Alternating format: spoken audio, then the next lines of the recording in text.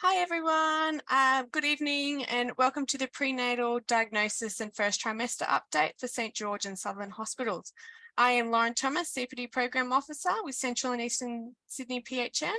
Also with us from CESPN is Elise King, is the Healthy Schools Program Officer and the St George and Sutherland Antenatal Shared Care Program Coordinator, who will be facilitating our Q&A for tonight. I would firstly like to start by acknowledging the traditional custodians and sovereign people of the land across which we work. I recognise their continuing connection to land, water and community, and pay respect to elders past, present and emerging. I'd also like to extend that respect to any Aboriginal colleagues who may be joining us tonight. Just some housekeeping.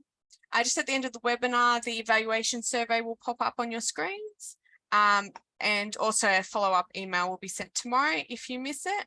We really appreciate your feedback. Please complete this to allow us to issue the certificates of attendance and log the RSCGP activity. Tonight's event has been RSCGP accredited for 1.5 hours of educational activity. We will submit your activity hours that you have completed on your behalf. 3 antenatal shared care points will also be allocated. Throughout the session, please ensure that you submit your questions to the speakers in the Q&A function throughout the presentations. To view this box, just hover over the toolbar at the bottom of your screen. Now, if you'd like to find out some more information on the Care Finders and Healthy Aging Hubs, please refer to the CESPN website for more information, and there's also some contact details on the screen for you. And we also have a list of upcoming events which are live on our website. So if you'd like to register for any of those events, please visit out the CESPN website. I would also, just before we start our presentations tonight, I'd like to introduce Dr. Martina Gleeson, who will do a quick health pathways update. Thanks, Martina. Thanks, Lauren, and welcome everyone. You need to stop sharing, Lauren. There you are. Right, so just to let you know that we've got health pathways that are relevant to tonight's talk. For those of you who may have not heard of health pathways, hopefully you have. These are the QR codes to log in, or the web addresses, and if you don't have the login details on the front page of the health pathways, there's you can request for access, and anyone who is AHPRA registered as a health practitioner can get access. If you're looking for something and you're not quite sure where to find it, if you go up to the very top of the word search bar and type in the word to search, then you'll get a number of pathways where you're likely to find that word. Click on the most relevant pathway. And then if you click on the expand all button and then Control F, Control Find, type in your search term, and the pathway will be highlighted with those words to help you find the information you're looking for. We've used denosumab as an example for this. Whenever you're using health pathways, use the Southeast Sydney ones or the Sydney ones based on where your patient will be accessing services. So tonight it's going to be the Southeast Sydney ones. Our pathways on prenatal and antenatal care include all of these pathways that you can see that are all relevant for the beginning of the pregnancy. We have quite a few pregnancy pathways, and the antenatal first consult pathway is probably one of our most popular pathways. If you're happy to take referrals from your GP colleagues in any of these conditions, please get in touch, and we'll happily add you to our general practice colleagues referral pathways. This is only on the Southeastern Sydney Health Pathway. So sorry, where did I go? Nope. You can let Sue Baker know, and her email address is there, or you can just press the send feedback button. We've got some pathways under review, and currently we've got diabetes, cardiology, rheumatology, infectious diseases, pregnancy, and sexual health and aged care. So if you look at any of those pathways and you can see room for improvement, or you're aware of something that's going on that we don't cover in the pathway, please click on the send feedback button and let us know. We'll incorporate it while we're reviewing these pathways. And here's some contact details for the teams. Thanks very much, Lauren, for the short bit of time for the Health Pathways ad. I'm happy to pass on to the next speaker now. No worries. Thank you so much, Martina. We really appreciate it.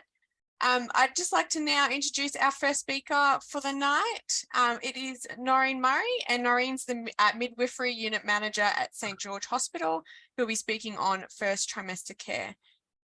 Please welcome Noreen, and if you have any questions, please pop them in the Q&A box, and we'll get to the end at the end of the presentation. Thank you, Noreen. Thank you very much. Good evening, everybody. Let me just make sure my technology is okay. Yes. Is everything okay, Lauren? Yep, perfect. Thank you, Noreen. Okay, thank you so much.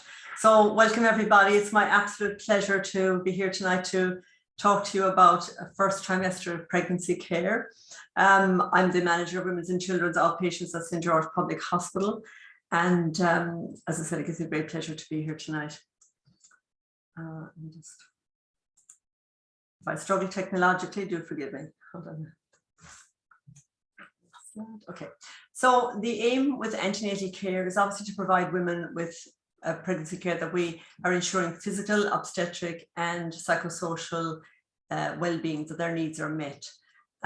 It's important for us to build up a rapport with the women, so both the GPs and the health professionals within the hospital. If we build a good rapport with the women have a much better journey through their pregnancy care. And we know from research that the outcomes are better with that good, positive relationship. Early access to maternity services is really important. I think this is something that we can improve across the board. And a lot of this hinges back to our community. We've got a very large community of emerging populations that may not be as well versed in health literacy as your regular Australian born community. So from our perspective, from the GP's perspective, if we can enable the earlier booking in at the hospital, that would be fantastic. We have a KPI of trying to get the booking history done by 14 weeks. And the advantages of that are we can pick up on a lot of things that may need address or refer to appropriate services and specialists. Continuity of care is something we talk a lot about and have talked about it for many, many years. And, you know, it kind of waxes and wanes in my experience. We can do it well sometimes, and then other times it can fall down. But COVID certainly, going through the pandemic certainly was a challenge in terms of giving that level of continuity of care.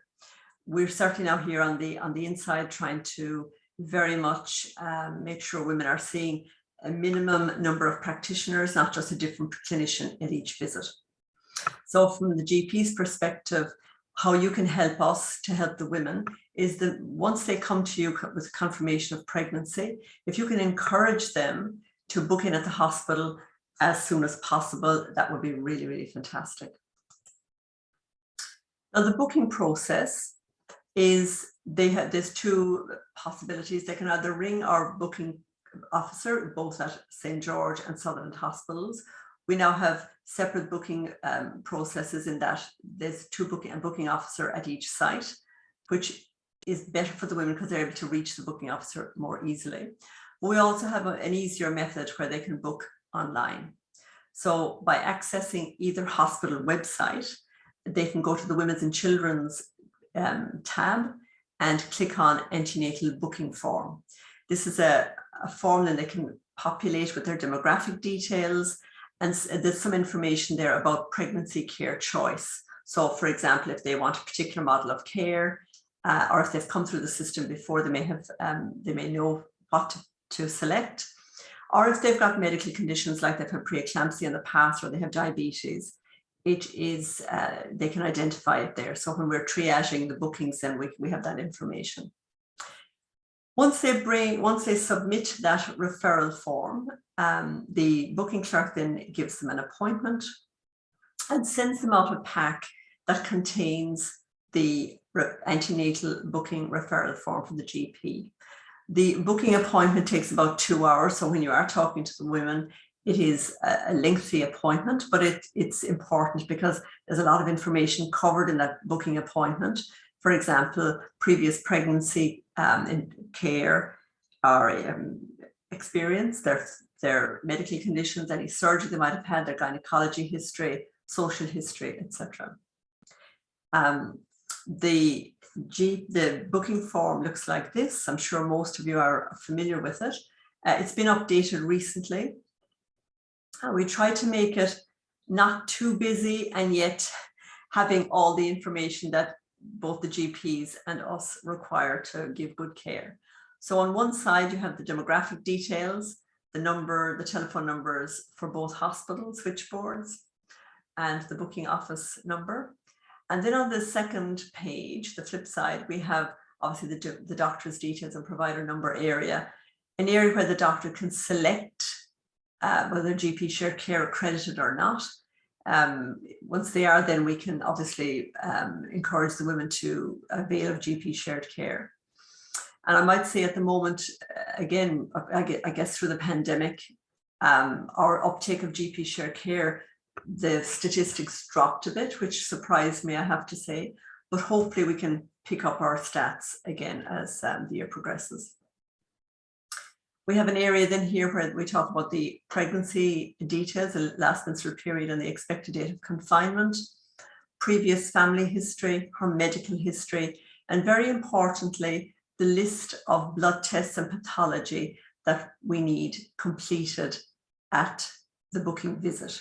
So this is really important and it's a handy reference guide. Again, early detection of anemia and diabetes is important. I'll go through that in a moment.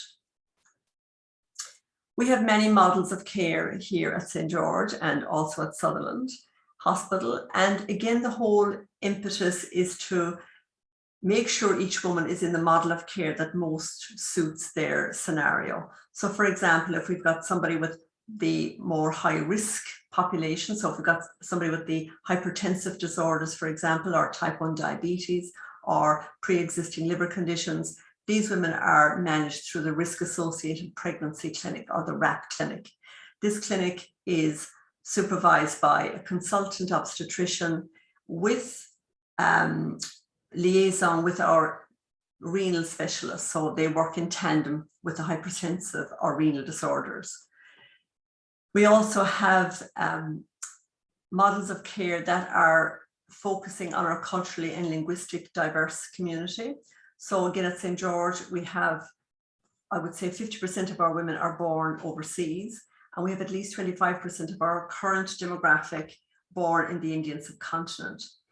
Due to that, we have modeled some models of care to fit their need in terms of addressing the health literacy that we realized was deficient.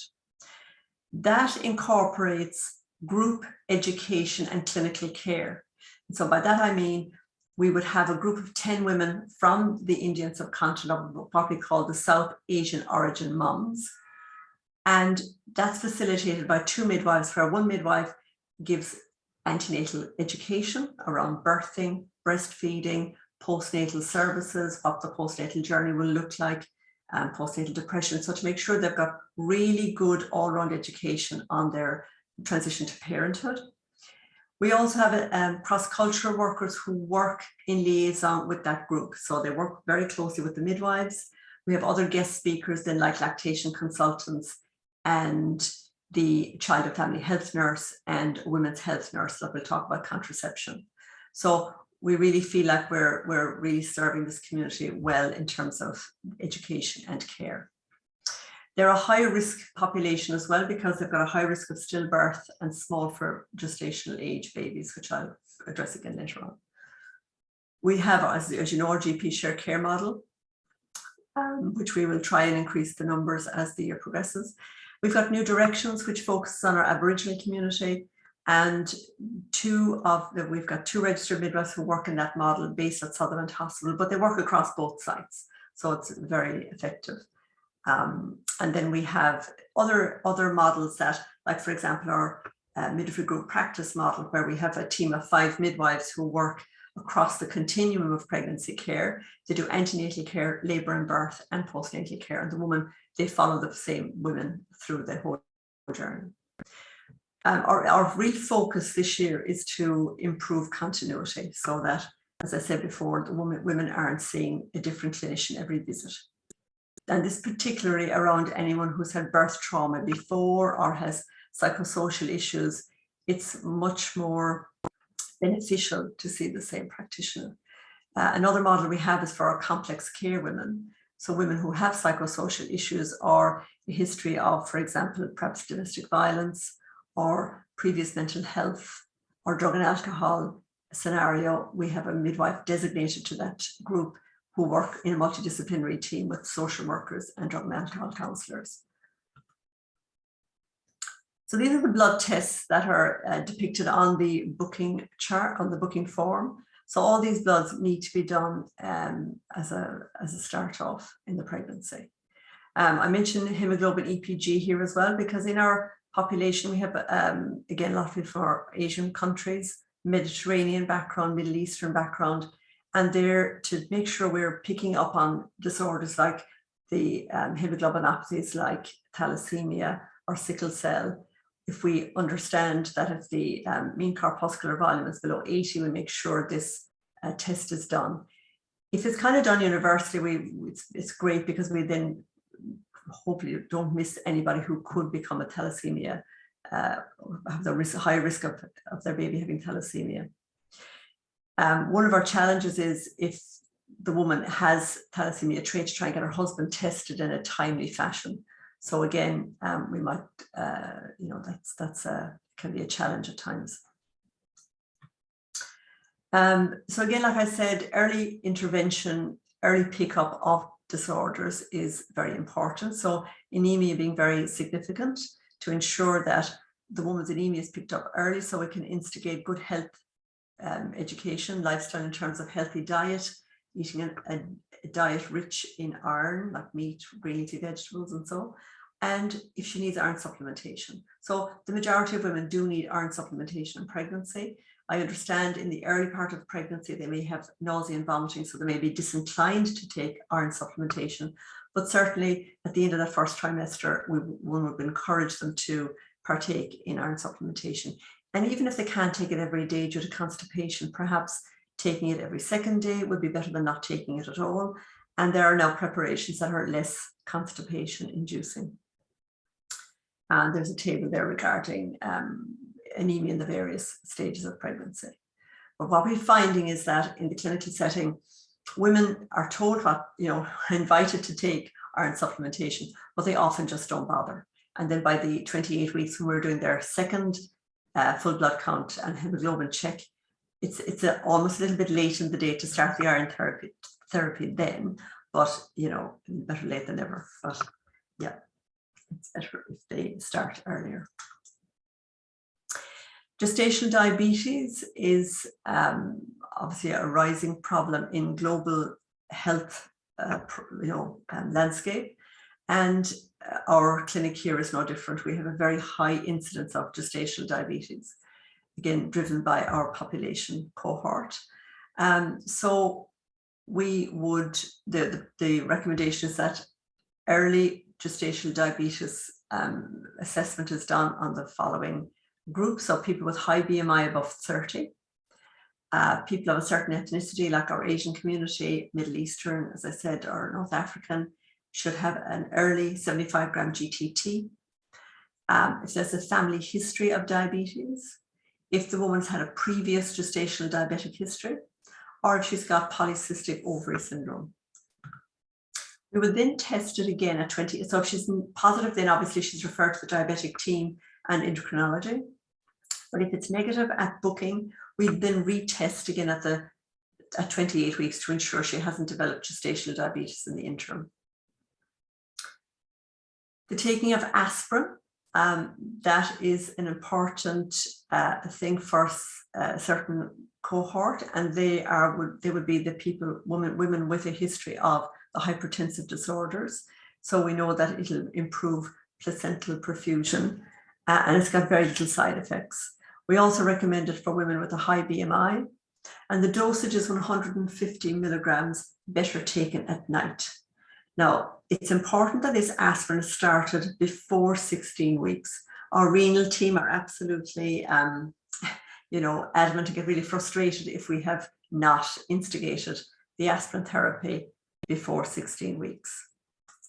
Other women that benefit from aspirin therapy in pregnancy would be, as I said, previous preeclampsia, chronic hypertensive disorders, kidney disease, pre-existing diabetes, and the antiphospholipid syndrome.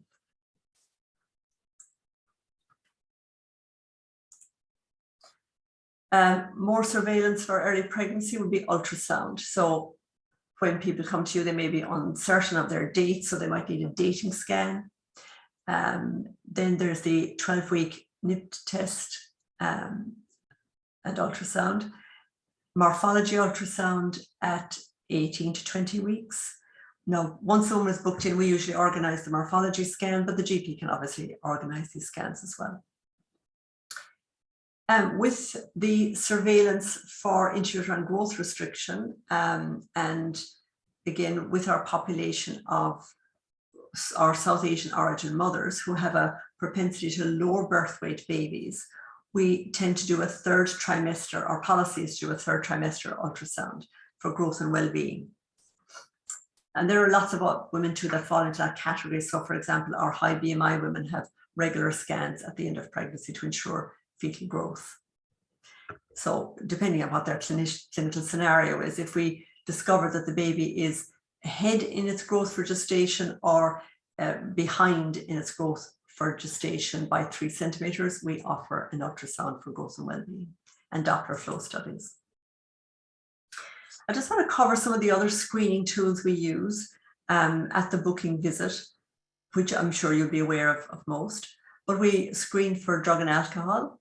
Again, sometimes in the community, the perception may not be that drug and alcohol use is not a problem in pregnancy, but of course, we try and ensure that women do not use drug and alcohol during pregnancy because we don't know exactly how much is dangerous. So we had an interesting scenario recently where we had a woman who denied that she used any drug and alcohol. And then when we used the next point here, our smoke analyzer, it came up positive, and then she admitted to using marijuana nightly just to help her to sleep. So sometimes people aren't aware that some of these practices are not advised in pregnancy. If people have obviously a substance use issue, we refer them to our drug and alcohol counsellor for care. I'm going to talk about the Safer Baby Bundle in a moment, but part of that initiative is to monitor CO to carbon monoxide in the system. So we've started this monitoring in the last month, where women at booking visit and at 28 weeks, we ask them to blow into a small little machine called a smokalizer, and it monitors the level of carbon monoxide in the system.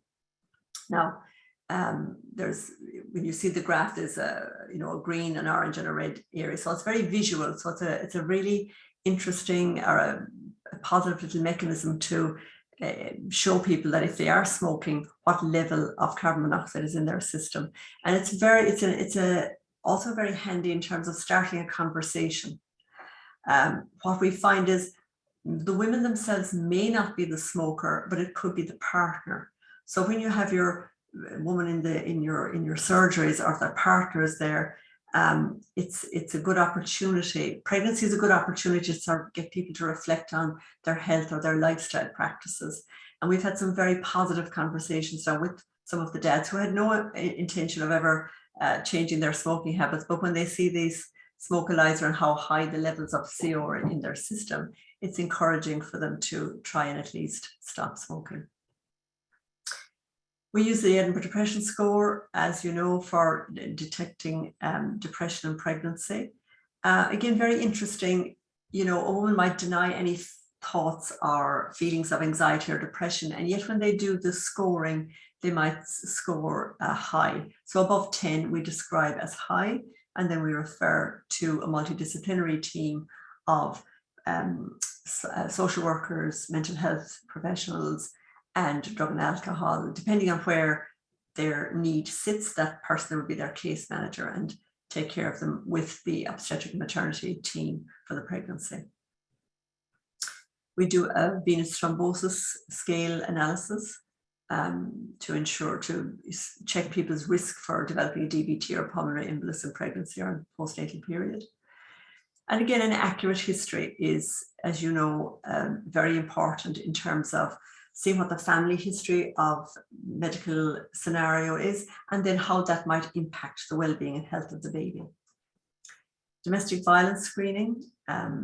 This obviously is a sensitive issue, but really important. And here in the clinic, we make sure that all women get resources on domestic violence, because as we know, people may not admit to having a story of domestic violence, but at least if they have the resources, they can reach out should that be the case.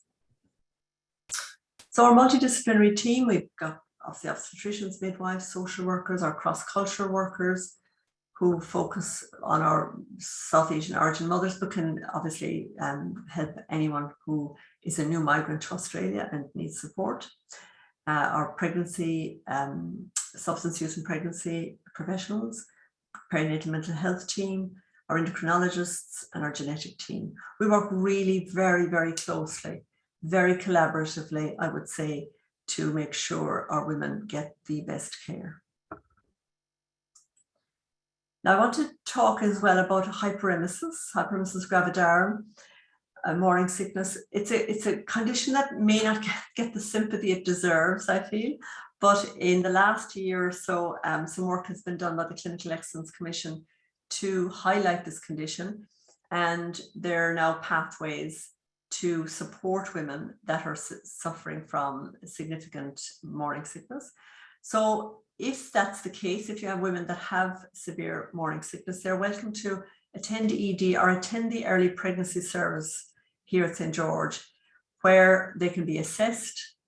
If they've lost more than 5% body weight, or they're severely dehydrated and cannot tolerate any fluids, they can be admitted for hydration.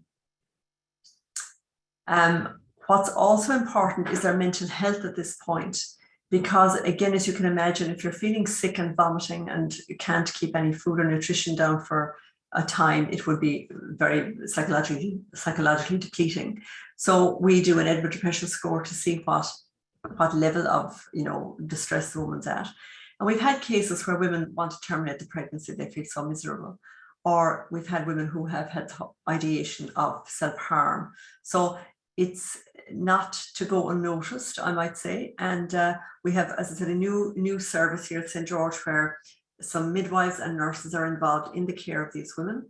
And we have just started a health in the home initiative attached to the hyperemesis gravidarum care. So the woman is visited in the home if she needs hydration or just to check in to make sure she's doing okay. And that's going very, very well. So you can refer women to that service. The last thing I want to talk about is the Safer Baby Bundle. I've alluded to it through the talk, but you can find the Safer Baby Bundle information on the Clinical Excellence Commission website. Just put in Safer Baby Bundle in the search bar and it comes up. There's a video on it and they talk about what it means. But it basically is a nationwide initiative to try and reduce the level of stillbirth by 20 to 30% by this year. In fact, the initiative was to reduce by this year. So it involves 5 different steps. Now, smoking cessation is the first one, where the GPs have a really strong role to play. Fetal growth monitoring. So again, we monitor the fetal growth at each stage of the pregnancy. And if we think the baby is tracking smaller for dates, we obviously do ultrasound to ensure that the baby is growing according to its gestation. We talk a lot about fetal movements. So every visit we talk to them about her fetal activity. We know from the research of stillbirth that women who have suffered a stillbirth, they talk about the pattern of their baby's movement changing within 24 to 48 hours before they came to the hospital to report that the baby wasn't moving, and then the stillbirth diagnosis. So we, especially from 28 weeks onwards, obviously, we talk about how the baby is growing, get them to describe, we get them to kind of imagine their little baby's muscles growing, that obviously the kicks are going to get stronger as the baby gets bigger, but that there will be a certain pattern, and that if the baby has a quiet day, not just to ignore it, but to call the birth unit and describe what's happening, and then come in for a clinical assessment. It's actually to the point now where women come in and tell us that at 20 weeks, because obviously the word is out in the community that this is a thing.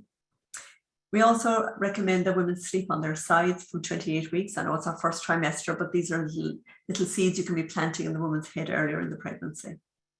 And the timing of birth. So that's another point where, you know, we're looking at when is the most optimal time for the women to birth. We know from our SOAM community that leaving them much more than term plus 10, that we have more negative outcomes. So we tend to have our SOAM women birth at 40 weeks. But then again, with our high BMI women, our hypertensive women, our women with diabetes, insulin-dependent diabetes, for example, they're all have the possibility of being induced at 39 weeks. But again, each case is monitored individually, and the care is titrated, you know, in an individual manner. So that's about all I have to say on first trimester care. I'm very happy to take questions. Great, thanks, Noreen. So we've got a few questions coming through. Mm-hmm. The first one is, what is the upper limit BMI for GP shared care eligibility and to birth at Sutherland? So 35 would be, look, the higher the BMI, the higher the risk, right? So I would be saying 35. I think if Joanne's on the line, I think 35 is our cutoff, or maybe it's 40 actually, 40 for Sutherland. But I mean, you know, they certainly run into much higher risk over 40. 40 and over is definitely at St. George. You see, there's often other comorbidities as well with the higher BMI. They usually have diabetes or the hypertensive disorders, you know. And with higher BMI as well, I didn't mention Get Healthy in Pregnancy. So Get Healthy in Pregnancy is a fantastic Ministry of Health initiative, which has been around now for several years. And again, both GPs and us here at the hospital can recommend our women to avail of it. Now, in the e-maternity software, we can refer directly to Get Healthy in Pregnancy. So the women then are called by the health professionals at Get Healthy in Pregnancy. Now, whether the women engage or not, it's up to themselves, but we at the hospital, we certainly encourage them. And if you notice on their yellow card, and we've written down GHIP, that's Get Healthy in Pregnancy, you know, follow up with them, ask them how they're doing, encourage them back onto it, because, you know, it's a free service. Many women do quite well. You know, we give them a tracker at the beginning of the pregnancy to show them what level they're at, whether they're normal weight, obese, or a higher BMI, and give them the weight parameters that we'll be expecting them to optimally gain during their pregnancy. So again, it's like developing a partnership with them, kind of letting them feel that like we're on their side, we want their best outcome for their pregnancy. Great, thank you. The next question is, how early should GTT be done if high risk? So it can be done under 12 weeks. I think between 6 and 12 weeks, but under 12 weeks is optimum. The next one, does somebody already on metformin for insulin resistance still need an early OGTT in pregnancy? I've had mixed feedback from the hospital teams. Yes, they will need a GTT, but whether they stop the metformin before the GTT, I'm not 100% sure, and I will ask that question. I think they stopped the metformin before the GTT, but they do need a GTT for sure.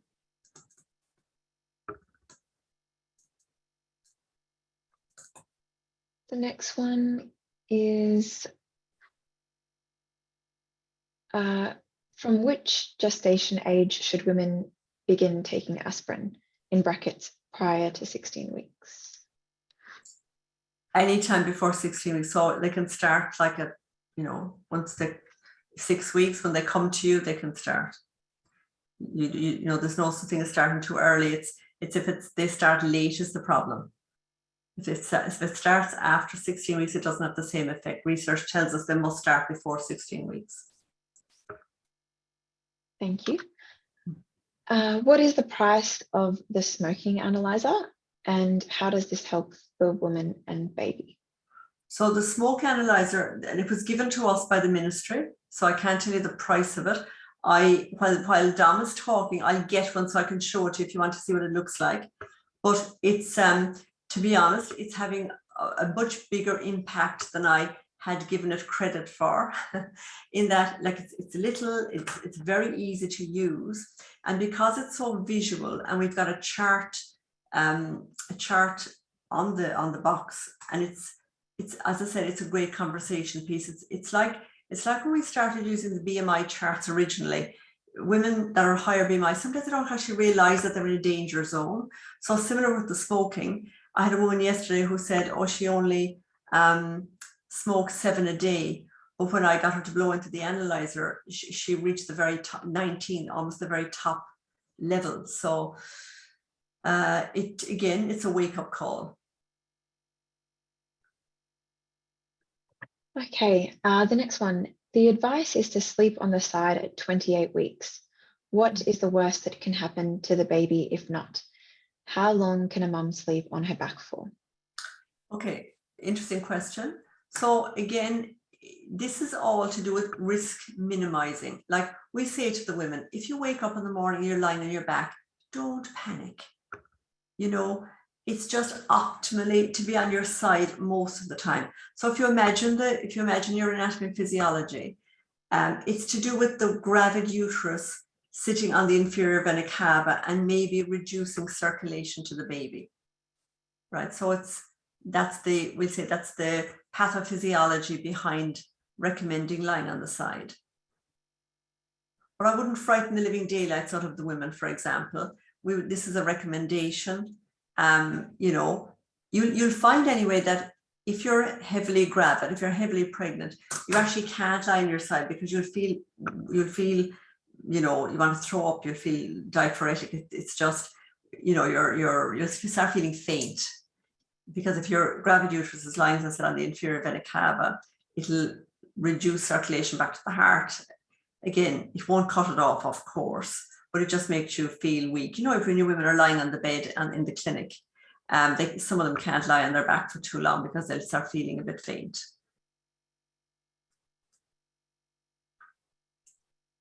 Thank you. The next one, with PV bleeding during the first trimester for RH negative mums, at what point is anti-D recommended? So again, we try to give anti-D within 72 hours of the bleeding scenario. So if they are spotting, you would send them into the early pregnancy clinic and we would give them anti-D 250 units within 72 hours of the bleed. But, you know, even if it was a longer time, I'm sure we would still give it rather than not give it for prophylaxis. And then they'd also get the routine rhesus isoimmunization at 28 weeks and 34 weeks. But that's a 625 unit dosage. The next one, for private PT with no risk factor, why PT? Patient is a patient?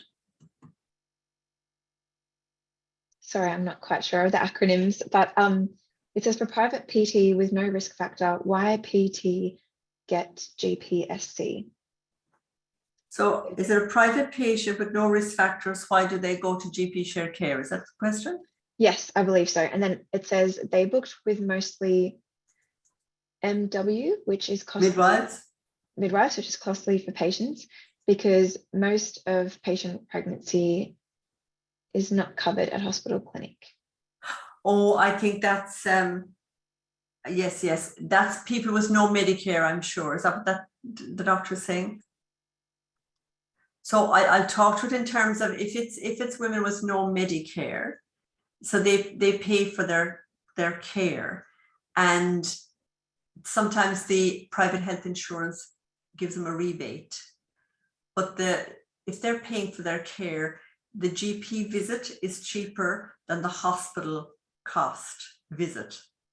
So some of the women without a Medicare card prefer to go to the GP because it's less expensive.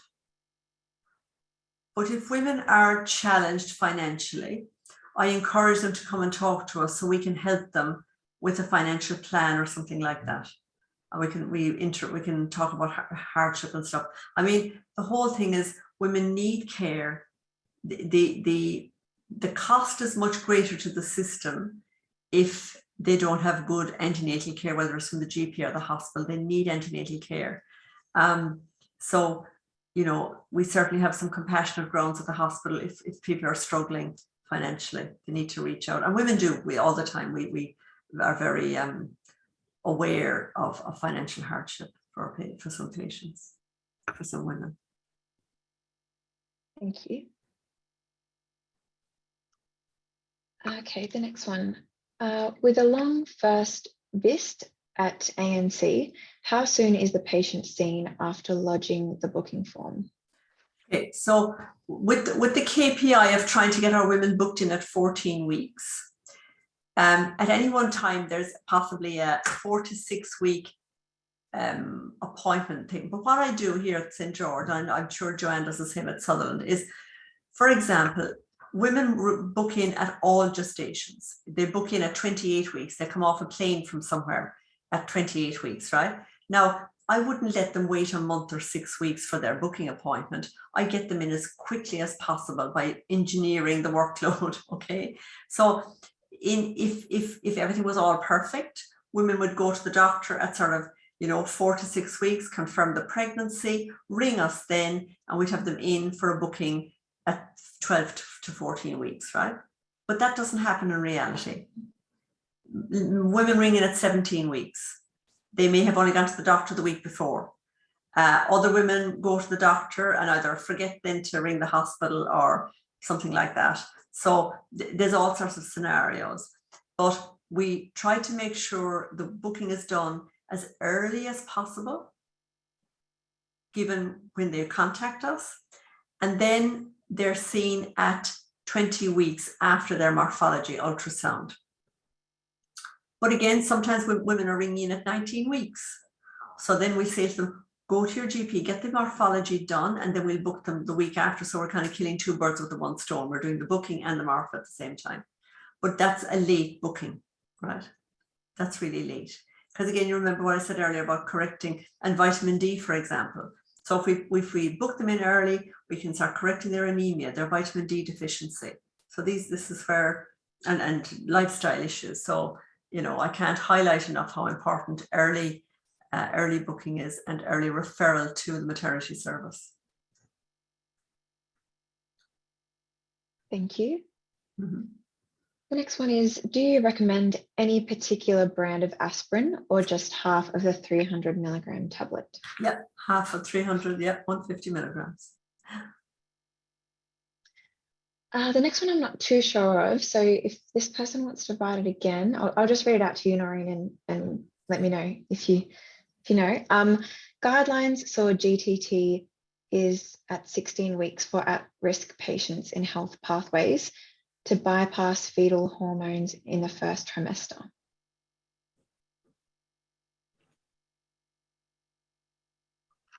What's the question? I'm not too sure. That's what they've written. So if that person wants to type that one in again, we can get to that further down. Is there any specific side preferable than the other side? I assume this is regarding sleeping. Left side is possibly more preferable because your inferior vena cava is going up your right side.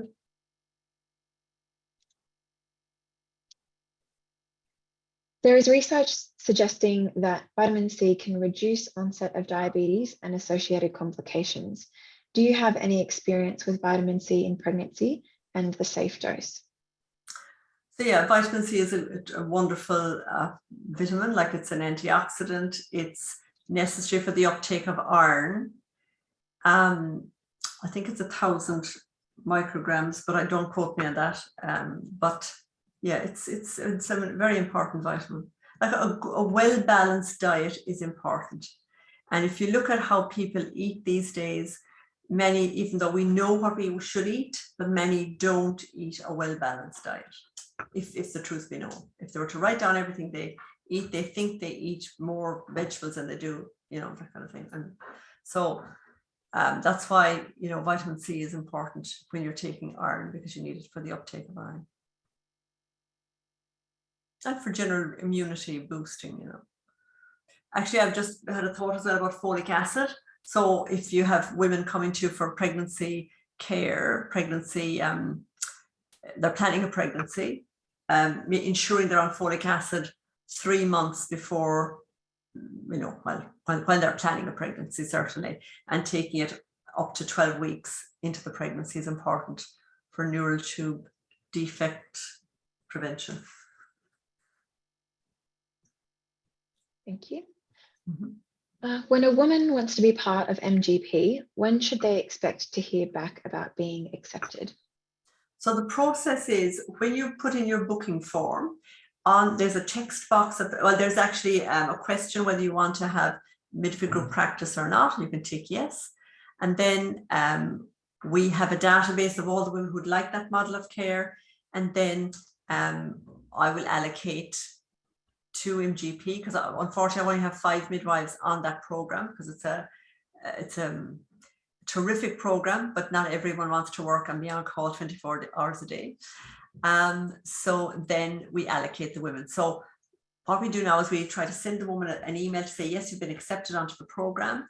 And the midwife then will contact you about 10 weeks or so to organize your booking. But if any women are coming to you as GPs and are concerned with their model of care, most welcome to contact the hospital and ask to speak to the manager. That's me, and I'll, you know, help them. So because some women ring in, like call in or send in their paperwork at like 4 or 5 or 6 weeks, which is fantastic, but we wouldn't typically do their booking until they're 10 weeks or 11 weeks. We will contact us here on the program, but their booking visit may not be until sort of 10 or 11 weeks or 12 weeks. Thanks, Noreen. We've got a few more questions, but we might try and get to those at the end of the session. So much. Thank you. Thank you so much for that great overview of first trimester care and for answering all those questions.